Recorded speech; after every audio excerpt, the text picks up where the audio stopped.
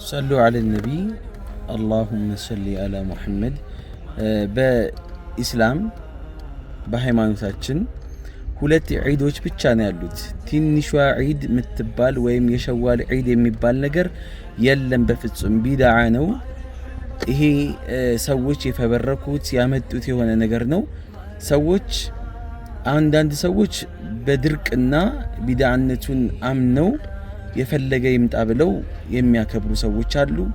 ሌሎች ደግሞ በስመ ዚያራ ምክንያት እኔ ለዚያራ እንጂ ዒዱን ለማክበር ብዬ አይደለም ብለው ዳቦ ተሸክመው ልጆቻቸውን በጀርባ ተሸክመው ሴቶች የሚሸከመውን ተሸክመው አባወራው ተሰልፈው የዛ ቀን እንግዲህ የዒዱ ብለው የሚያስቡበት ቀን ማለት ነው። ወይም ደግሞ የዋናው ዒድ ሳምንቱ ላይ ግርግር ከተማው ላይ ይታያል። በተለይ የተወሰኑ አካሎች ላይ ክፍሎች ላይ ማለት ነው።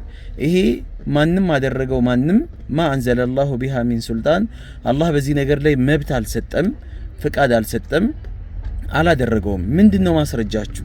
ሰዎች ስላደረጉት ባህላችሁ ስለሆነ ደስ ስላላችሁ ወይም ምክንያታዊ ባትሆኑም ውስጣችሁ ብቻ ስሜታችሁ ስለገፋፋችሁ ይሄ ደግሞ በሸሪዓችን ደግሞ በስሜት ላይ ተነጥቶ አንድ ነገር ማድረግ ዋጋ ያስከፍላል።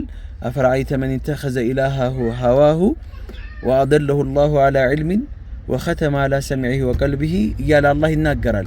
ስሜቱን አምላክ አድርጎ የያዘን ሰው አትመለከትም ወይ ብሎ አላህ ተናግሯልና ስሜታችንን አምላክ እንደማድረግ ነው የሚቆጠረው የሚታሰበው። ቁርአን አዘዘ ፈቢሃ ወኒዕማ አለል አይን ወራስ መቀበል ነው። ሐዲስ አዟል መቀበል ነው።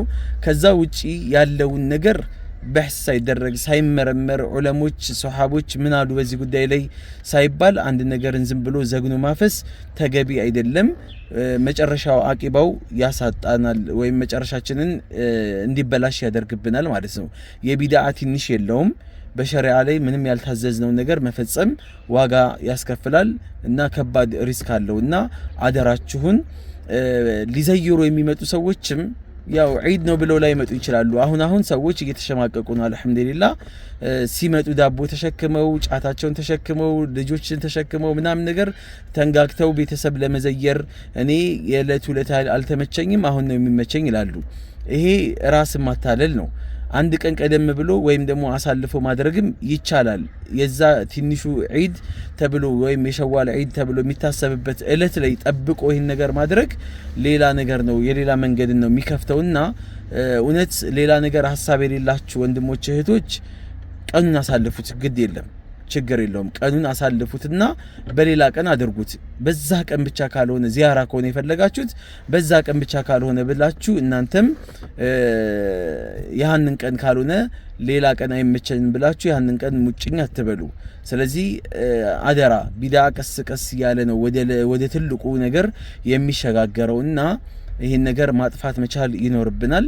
ሰዎች የተለያዩ ቦታዎች ላይ የተለያዩ ብሔሮች ላይ እንደ ባህል አድርገው ይዘውታል። ግን እንደ ባህል ያዙት እንጂ ከዲን ጋር ከእስልምና ጋር ግን አስተሳስረውታል፣ አያይዘውታል። ማንኛውም ነገር ወደ እስልምና ሲጠጋ መረጃና ማስረጃ ያለው ሊሆን ይገባል። ከዛ ውጪ በዘፈቀደ ማንም ሰው ምንም ነገር መተግበር አይፈቀድለትም ማለት ነው። አላህ ከቢድዓ ነጃ ይበለን።